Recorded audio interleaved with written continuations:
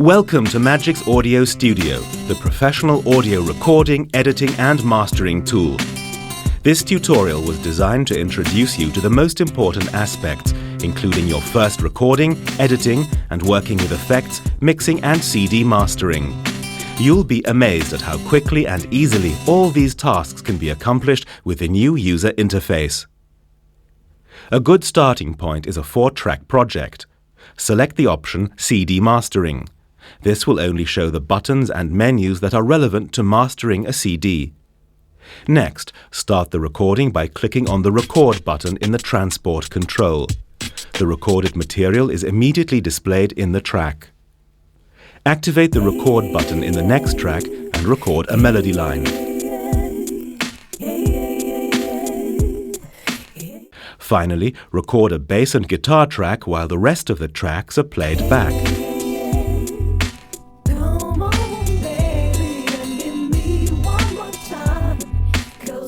As you can see, multi-track recording is a simple task with Magix Audio Studio.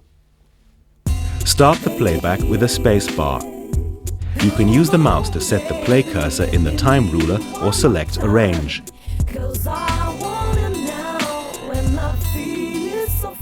The next task is to fade in and fade out the melody object. The object volume is also easily customizable with a handle in the middle of the object. One of the strong points of Audio Studio is the use of the object real-time effects. The object editor, which offers a large number of effects, can be opened with a double click on an object. For example, add compression to the bass track. Other high-end audio effects are available in the Effects rack. Every effect is processed in real time. The graphic equalizer can be used to make detailed adjustments for specific frequency ranges. The already mentioned compressor can function as a compressor or as a limiter. The stereo FX are available to improve the stereo image of the audio. It's time to mix your project. Open the mixing console. The quickest way to do this is by using the M key. Adjust the track equalizer and the master volume. You also have the choice of a large number of real-time effects such as dynamics, reverb, delay, FFT filter and stereo enhancer.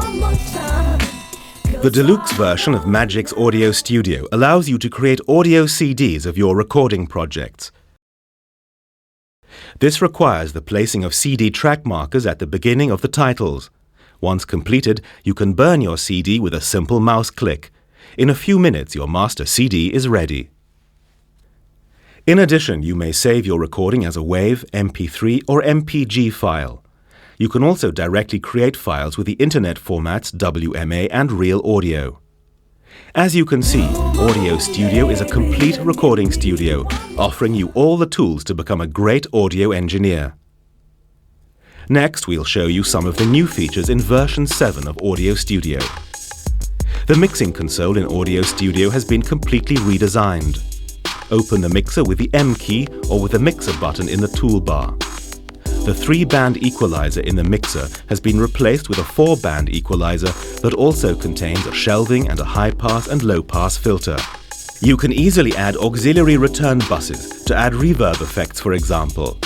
In the Deluxe version, submix buses can be added, for example, for a drum submix. Open the mixer setup dialog to create a new submix bus and a new aux bus. The new buses are displayed in the mixer and in the arranger window. Next, route the drum tracks to the new submix bus. This allows you to control the volume of the complete drum section with the faders of the submix bus. You can even add effects such as EQ and dynamics to the drum submix. Since the submix bus is also visible as an arranger track, you can simply add a volume automation curve to automate the mix. We'll use the aux bus to add reverb to the tracks. Activate the reverb effect with a click of the right mouse button on the reverb button in the aux bus section. Now we can route a portion of the reverb signal to this bus. As with the submix bus, the arrange track can be used to easily add automation for the effect portion of the mix.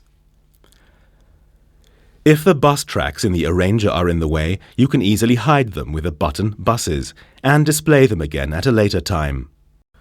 Routing of tracks and buses to sound card outputs can be uniformly configured with the output buttons in each channel strip. You may also do this by clicking the right mouse button on the mute button of each track. If you frequently need to switch between different routing configurations, you may do so by using the presets in the Mixer Setup dialog. You may also define and use presets to quickly switch between different settings. Mixer snapshots can be used to recall previously saved mix settings. Save a snapshot by clicking on an empty memory location. To recall the snapshot, click on a memory location that was previously saved. You can use this to perform A/B comparisons between different mixer settings. Another highlight of Magix Audio Studio 7 is the new object editor. It's been changed to a non-modal dialog, which means that, like the mixer window, you can leave the object editor displayed while you perform your work in the arranger window. When you select an object, the properties of the object are available and editable in the object editor. You can edit the object volume, panorama, equalizer, and dynamic settings in the editor. These effects increase your flexibility, for example when mastering a CD. Each CD track can have title-specific effect settings without having to destructively apply these settings to the audio material. The object editor also contains a section for the position and fade settings of the object.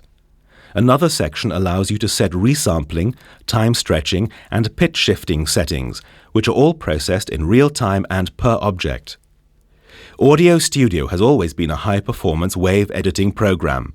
Version 7 adds to the impressive feature list. When loading WAV files for editing, you're automatically switched into the new workspace called Wave Editing.